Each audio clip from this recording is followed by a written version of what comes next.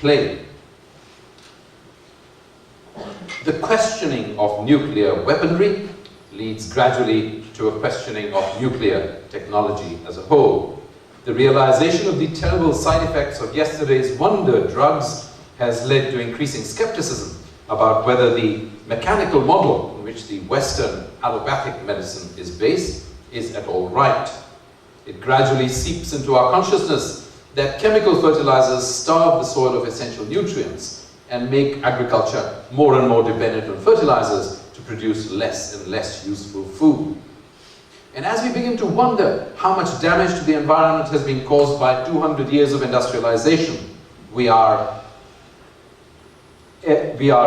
skeptical of the wonders vouchsafed to us by technocratic man. The microchip, the robot, will lead to large-scale unemployment, even after we have taken into account both the new jobs that new technology will create and the service industries which will supposedly be required as placebos for the leisured rich. The unemployed poor will have to be provided with bread as well as with circuses, and the mutual resentment of the very rich and the very poor may constitute an ideal breeding ground for widespread social conflict. It is not surprising that some people react to all this with the feeling, "Stop the world, I want to get off."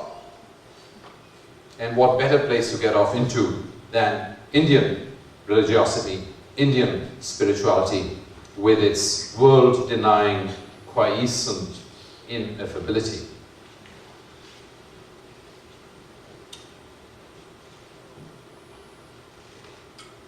Some people find in Indian religiosity a possibility of personal peace. Since World War II, the world has seen a more affluent standard of living than ever. Not merely more money, but also innumerable gadgets to add convenience and leisure to our lives. For example, as anyone who has used a wood and coal fire, as I have done, will remember, it is marvelous to be able to cook without getting smoke into one's eyes, without having to scrounge for wood, and without having to remember to keep up the stock of wood or coal. However, convenience and money do not, unfortunately, equal happiness or purpose. Caught in an unending cycle of frenetic activity, harassed by a plethora of decisions large and small, which drain nervous energy without offering back a great deal, the European, the American, the Westerner is attracted by the stillness of a yoga or a Buddha. The half-closed eyes, the relaxed face, the half-smile appear to be the very embodiment of repose and equanimity. Small wonder that Westerners should be attracted. Then many in the West find it difficult to cope with the highly individualistic style of life that is normal, even mandatory here. High professional and domestic mobility, distance from parents, friends, and childhood friends, and the sheer pressure upon time in the West militate against deep and enduring personal relationships. To those who feel this, consciously or subconsciously, the experience of Indian spirituality and much other spirituality comes as an overwhelming emotional experience at a human level in the warmth which they find in such religious groups. This sense of community may be by itself sufficient for many people to join or to stay, though other people may no doubt be so unaware as to mistake for spiritual satisfaction the emotional satisfaction they are in fact getting. Some Europeans find in Indian religiosity a guru, a figure of authority, to whom they can submit without thinking, and who offers them a way of life which is in contrast to their earlier one. Having stumbled into this area as innocents, probably through the enthusiasm of one or more friends, they are in no position to choose the best teacher by comparing the different gurus, or even to see if the guru they propose to accept is at all worthy of adulation or trust. The assumptions which an increasing number of people seem to be adopting in the West are exactly the assumptions of those varieties of Indian religiosity which are popular in the West. These assumptions are, first, that the intellect is of no use for any evaluation in the areas of meaning, purpose, or value. Second, that personal experiences and feelings should therefore have ultimate authority in one's personal life. And third, of course, relativity. It doesn't really matter what one believes, and pragmatism. All I'm worried about is if it's okay for me. Both of these attitudes result from despair of finding truth or valid absolutes, norms, standards, whatever you want to call them. Lastly, some few Westerners come to Indian religiosity not out of a desire for personal growth, but out of a desire for spiritual, mystical, or whatever other experiences. These are they who have left behind all the merely negative reasons for being attracted to Indian religiosity. They do not want something that only complements Western life. They are after the pearl of great price. For it, they are prepared to sacrifice all that they have. But even these noble souls may be subject to a final delusion, because there are mystical experiences and mystical experiences.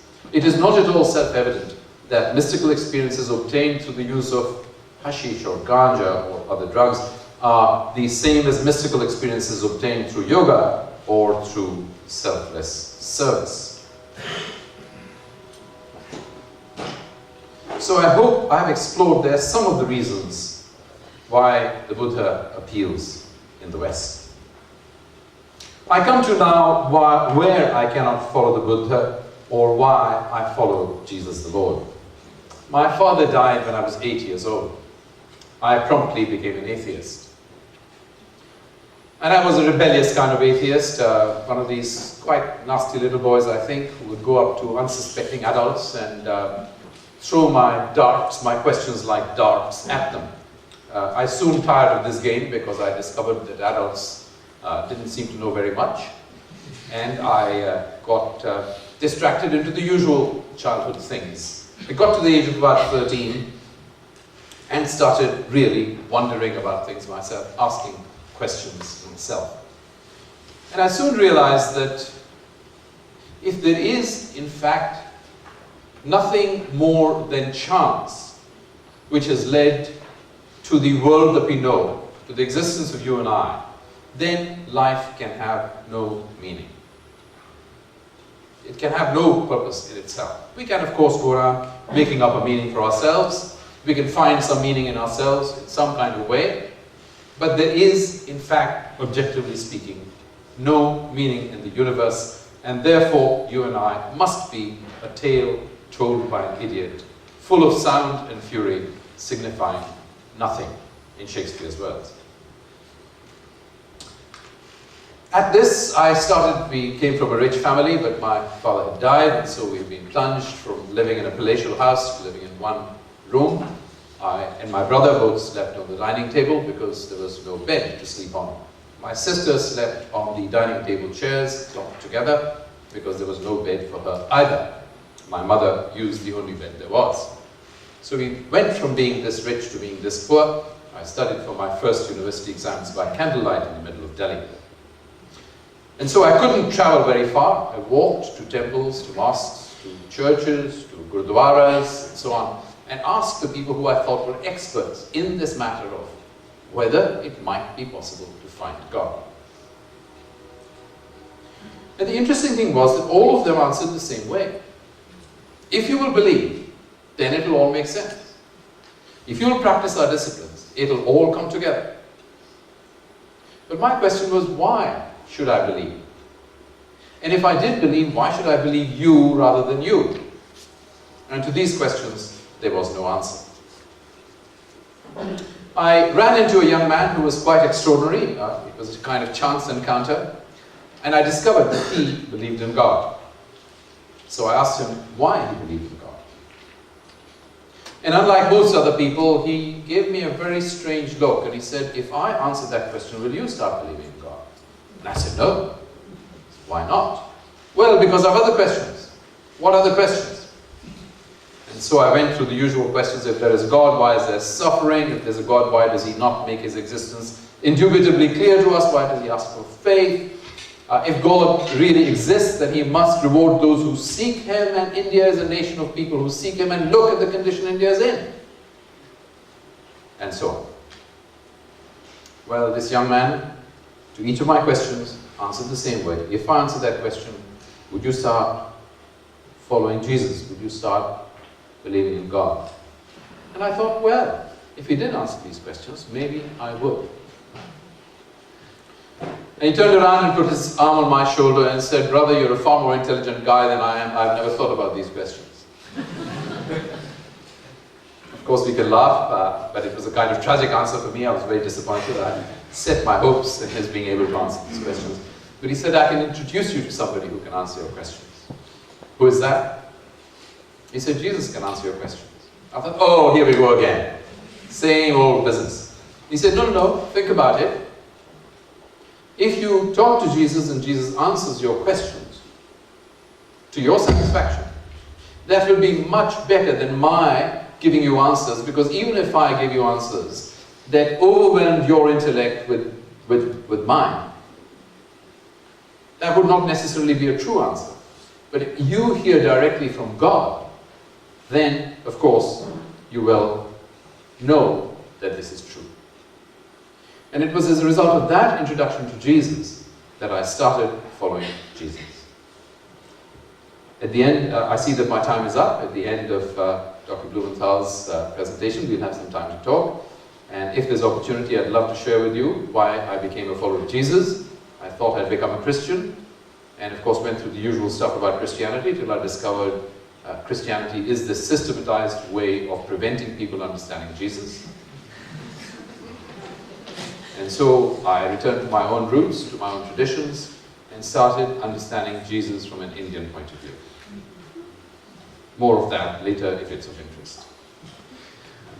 And if there is time, I will indeed talk about why I cannot follow the Buddha and why I follow Jesus the Lord rather than any other of our gurus. But I'll stop there for the moment. Thank you very much.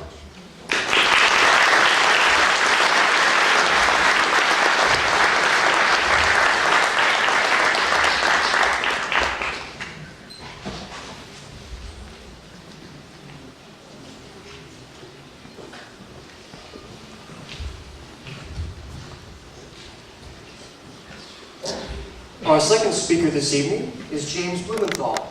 Dr. Blumenthal is Associate Professor of Religion right here at Oregon State.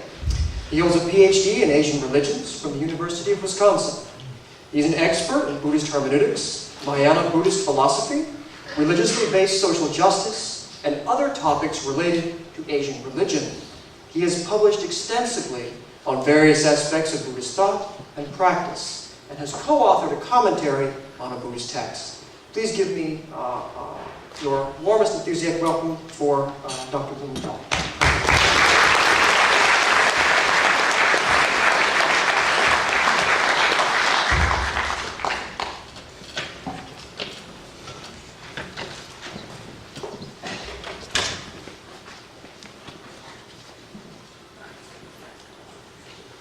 Okay. Well, thank you for that kind introduction, and thank you all for coming today. I also want to thank Gary Berggren and the Socratic Club for putting this event on. I think these kinds of events, I think particularly interfaith dialogue is really important these days, because so much violence and hatred happens in the name of religion, and I think a lot of it, at the heart of a lot of it, is misunderstanding of religions and between people of faith, of different faiths. So I think these kinds of opportunities to get together and share our own ideas with one another and come to better and deeper and more clear understanding of each other's traditions, I think is really beneficial. So I really appreciated your talk. I thought it was fascinating. There were some points that I disagreed with, but we'll get to that during the Q&A, or our discussion period. I just had a couple questions for the audience just to get a sense of folks here. I'm wondering, how many Buddhists are there in the audience? Okay, a handful. And how many Christians in the audience? One or two? Okay. And how many non-religious folks, or people who don't? Okay. Including my dialogue. Okay. So what I thought I would do today is just, with these 20 minutes, is give some basics on what Buddhism is, at least from my perspective. And just kind of introduce some basic Buddhist ideas and talk about, which I think is going to sound a little bit different than the way Buddhism was presented in the introductory talk. And talk a little bit about some of the things that I respect in Christianity, and we'll kind of take it from there. 20 minutes is not too long. So, the historical Buddha Shakyamuni, or Siddhartha Gautama, was born a prince in India 2,500 years ago. And he grew up, in a life of luxury, and ultimately found that life to be, of material well-being to be unsatisfactory.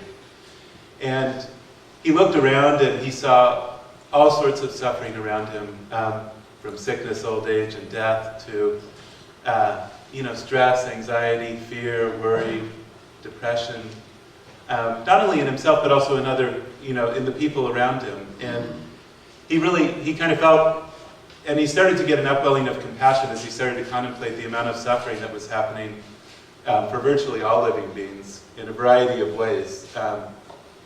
And an upwelling of compassion inspired him to go on a spiritual quest to try to find a cure for suffering. That quest led him to renounce the kingdom that he was set to inherit as a prince, to give up all his worldly possessions. And he went on a 6-year quest where he practiced a variety of different kinds of yogas and meditation techniques and spiritual disciplines. A movement had recently begun a few hundred years earlier in India called the Milam movement, which was largely an ascetic movement where people were giving up their worldly possessions and practicing these different kinds of yogas as a way of trying, out of a recognition of the suffering in the world, trying to achieve the liberation